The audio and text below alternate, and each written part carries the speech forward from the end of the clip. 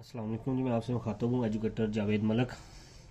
हम इस्लामियत में ये टॉपिक करेंगे अरब कबल इस्लाम। जज़ीरा नुमा अरब के शुमाल में फ़लस्तीन और शाम का सहरावा क्या है? जज़ीरा नुमा अरब के जनूब में बहीरा हिंद और मगरब में बहीरा अहमर है। बहीरा हिंद जिसे हम अरेबियन सी और मगरब में बहीरा अहमर जिसे हम रेड सी भी कहते हैं।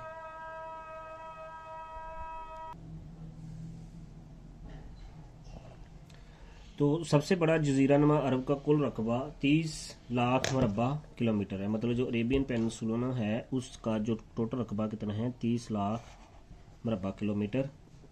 अरब का लफ्ज़ अरब से निकला है। अरब के मानी हैं सहरा के। अरब के मानी सहरा के हैं।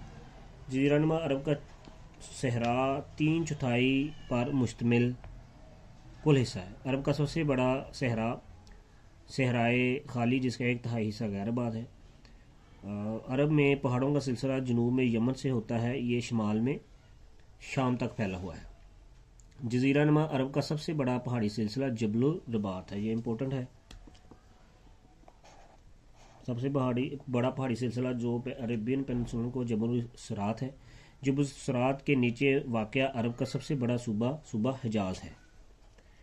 इसका मतलब जो सूबा हिजाज है वो अरब का सबसे बड़ा सूबा है। जबल सरात के सबसे बड़े पहाड़ की ऊंचाई 12,000 मीटर है। ये मेरे ख्याल में गलत है। हालांकि सबसे ऊंची जो चोटी है उसकी ऊंचाई है 8648 मीटर माउंट एवरेस्ट की, तो इसकी 12,000 कैसे हो सकती है, इसको हम सवाल निशान लगा लेते हैं। हजाज कुलज़म और अहमर के साथ वाक़या है। आसमानी किताब इंजील में हजाज को फ़ारान कहा गया है। फ़ारान के इलाके को इंजील में किस नाम से पुकारा गया है जी? फ़ारान के नाम से। जद्दा नामी बंदरगाह मक्का शहर के करीब वाक़या है। नजद का मतलब टीला है। नजद का मतलब टीला है। यमन में आबाद सबसे महज़ब कौम सबा और हमीर थी। यमन में आबाद सबसे महज़ब कौम सबा और हमीर थी, इसको हम निशान लगा लेते हैं। यमन के ईरानी गवर्नर बाज़ान ने हुजूर सल्लल्लाहु अलैहि वसल्लम के दौर में इस्लाम कबूल किया। हुजूर सल्लल्लाहु अलैहि वसल्लम ने जब मदीना शरीफ के बाहर अरब के बाहर के लोगों को ख़त लिखे इस्लाम कबूल करने के लिए, तो उसमें यमन के ईरानी गवर्नर बाज़ारान ने भी इस्लाम कबूल किया। यमन और हजाज के दरमियान फैला तहम्मा बहीरा अहमर के साहल से लेकर कोहे सरात तक वाक़या है। यमन और हजाज के दरमियान फैला तहम्मा बहीरा अहमर। बहीरा अहमर वैसे रेड सी को कहते हैं। ये तहम्मा भी देखना पड़ेगा, इसको भी हाईलाइट कर लेते हैं, बाद में इसको भी चेक कर लेंगे। तहम्मा के मानी ज़ेर ज़मीन के। अरब में सिबा कौम की हुकूमत हमीर ने ख़त्म की। अरूज़ का मशहूर इलाका यमामा है। अरब बायदा और अरब मुस्तरबा नामी कौमें अरब में आबाद थीं। अरब का क्रैश ख़ानदान जो अरब मुस्तरबा की नस्ल से ताल्लुक़ रखता है। अरब का क्रैश ख़ानदान जो अरब मुस्तरबा की नस्ल से ताल्लुक़ रखता है। जो क्रैश ख़ानदान था वो अरब मुस्तरबा की नस्ल से ताल्लुक़ रखता था, जो अरब ख़ानदान था। इसी तरह इसके बाद अरब मुस्तरबा का दूसरा नाम अदनानी और मिस्री था। अरब मुस्तरबा को बनी अदनान भी कहा जाता है।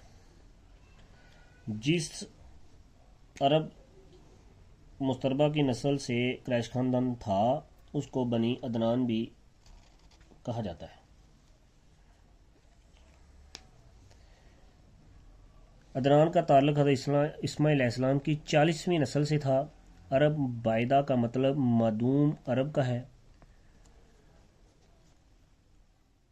अरब आरबा बाबुल के इलाके में आबाद थे। हमीर कबीले ने ज़रई अभिपेशी के लिए डैम तामीर किया था। हमीर कबीले ने ज़रई अभिपेशी के लिए डैम तामीर किया था। हमीरी कबीले ने 40 किलोमीटर लंबा डैम तामीर किया जिसका नाम सुदम अरब था। مطلب عرب کے اندر سب سے پہلے ڈیم کس قبیلے نے تعمیر کیا؟ حمیر نے۔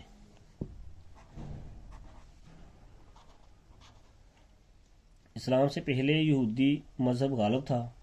اسلام سے پہلے عرب بتوں کی پوجا کرتے تھے۔ اسلام سے پہلے عرب بتوں کی پوجا کرتے تھے۔ قبل اسلام خانہ کعبہ کی چھت پر سب سے اونچا نصب شدہ بت حبل تھا۔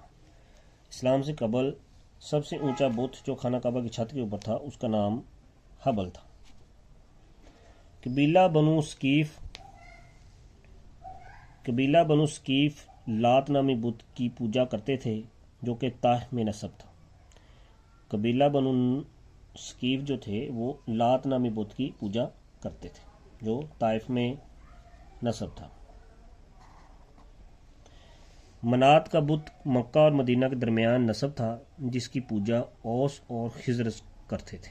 مطلب تمام جو قبیلے ان کا اپنا اپنا بت تھا، اور جو سب سے اونچا بت تھا وہ حبل تھا جو خانہ کعبہ کی چھت کے اوپر تھا۔ باقی بنو ثقیف کا لات نامی بت اور منات کا بت مکہ اور مدینہ کے درمیان نسب جس کی پوجا اوس اور خزر کرتے تھے، اس کا نام تھا منات کا بت۔ عزا قریش اور کنانہ قبیلے کا بت تھا۔ عزا جو بت ہے وہ قریش اور کنانہ قبیلے کا تھا۔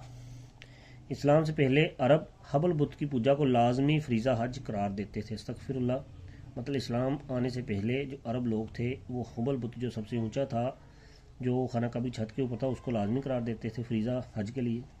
خانہ کعبہ میں بتوں کی تعداد 360 تھی۔ یہودی امی کو بددیانت، بے وفا اور ظالم قرار دیتے تھے۔ یہودی امی کو بددیانت، بے وفا اور ظالم قرار دیتے تھے۔ امی کا مطلب ناخواندہ ہے۔ یہودی عرب کو امی کہتے تھے، مطلب جو یہودی ہیں وہ عربیوں کو ناخواندہ اور جاہل، بے وفا اور ظالم سمجھتے تھے۔ قبل اسلام میں کنان نامی قبیلہ چاند کی پوجا کرتا تھا۔ اسلام سے قبل بنو تمیم کا مذہب پارسی تھا۔ اسلام سے قبل بنو تمیم جو تھی ان کا مذہب کون سا تھا؟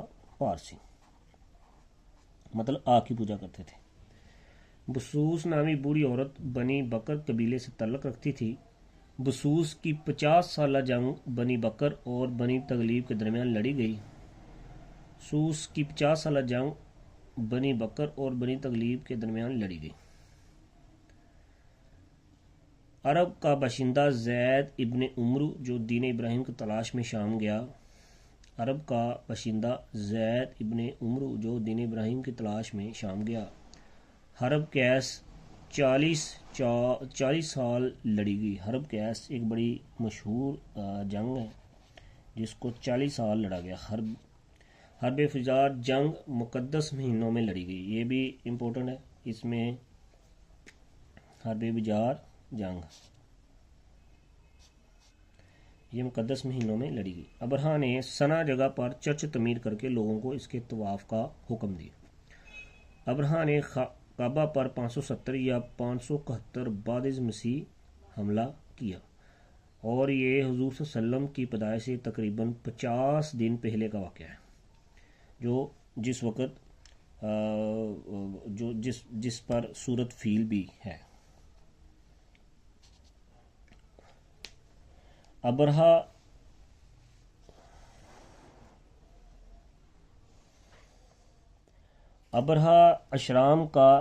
اشرام یمن کا بادشاہ تھا۔ فیل کا مطلب ہاتھی ہے، جس پر سورت نازل ہوئی۔ مکہ کی سیاسی زندگی کا آغاز قصہ بن کلاب سے ہوا۔ قصہ کا تعلق قبیلہ قریش سے تھا۔ قصہ مکہ کا پہلا جمہوری حکمران تھا جس نے دارالندوا قائم کیا۔ بنو امیہ کا کام جنگ میں فوج کی نمائندگی کرنا اور علم کو بلند رکھنا تھا۔ زمزم کے پانی کو میٹھا کرنے کے لیے عرب اس میں چینی اور کھجوریں شامل کرتے تھے۔ حجاز کو پانی کی فراہمی کی ذمہ داری عباس ابن مطلب کی تھی۔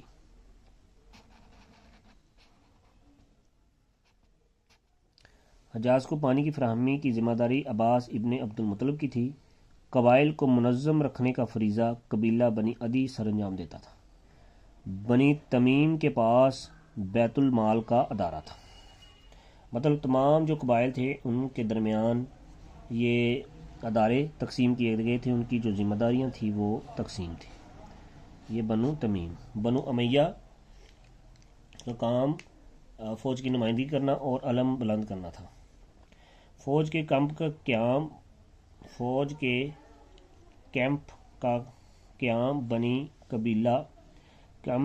قیام قبیلہ بنی مخزوم کی ذمہ داری تھی۔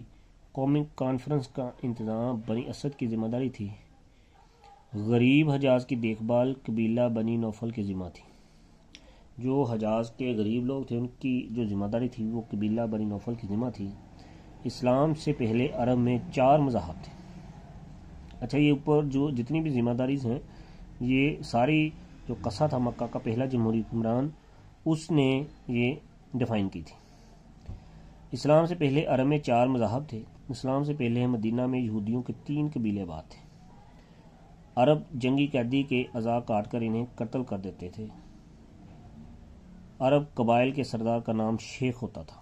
صحرا میں رہنے والے عرب بدو کہلاتے تھے۔ دیہاتوں میں رہائش پذیر عرب حضری کہلاتے تھے۔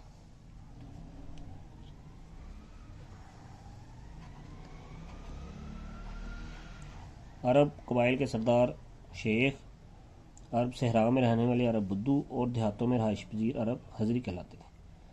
عرب کے قبائل سامی نسل سے تعلق رکھتے تھے۔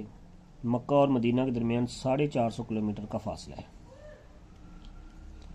مکہ اور مدینہ کے درمیان 450 کلومیٹر کا فاصلہ ہے، اور مائلز کے اندر یہ 300 کلومیٹر بنتا ہے تقریباً۔ قریش کا خطاب فہر بن مالک کو ملا۔ ہاشم کے لغوی معنی توڑنے والا ہے۔ ہاشم کے لغوی معنی توڑنے والا۔ حبشہ کی عرب میں مشہوری کی وجہ یہ تھی کہ وہ عرب سے متصل تھا۔ قریش میں تولیت کعبہ سب سے پہلے قصہ کو ملی۔ کعبہ کی تولیت یا کہہ لیں کہ کعبہ کی انتظام میں جو امور تھا وہ قصہ کو ملی۔ عبد المناف کے بعد قریش کی قیادت ہاشم نے سنبھال لی۔ بنی امیہ عبد الشمس کی اولاد تھے۔ حرب فجار کے وقت آپ صلی اللہ علیہ وآلہ وسلم کی عمر 15 سال تھی۔ جب حرب فجار ہوئی جو مقدس مہینوں میں جنگ لڑی گئی، اس وقت حضور صلی اللہ علیہ وآلہ وسلم کی جو عمر تھی وہ 15 سال تھی۔ کرام جیت کے مطابق اصحاب کہف 309 سال سوتے رہے۔ اصحاب کہف قرآن شریف کے مطابق 309 سال سوتے رہے۔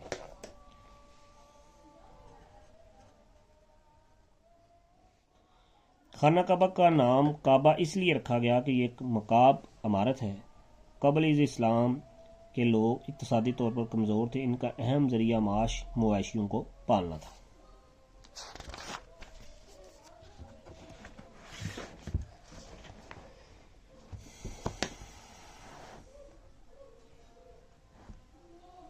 بغداد 670 میں آباد ہوا۔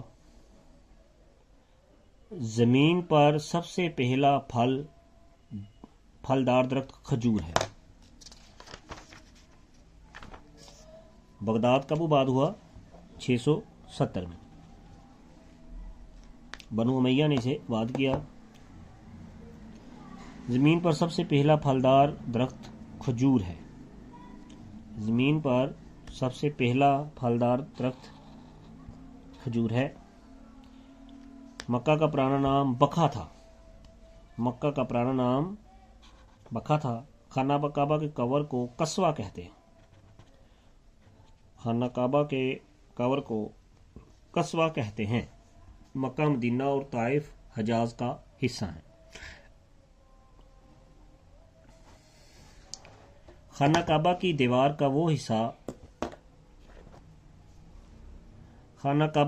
کا وہ حصہ جو دروازے اور حجر اسود کے درمیان ہے اسے متزم کہتے ہیں۔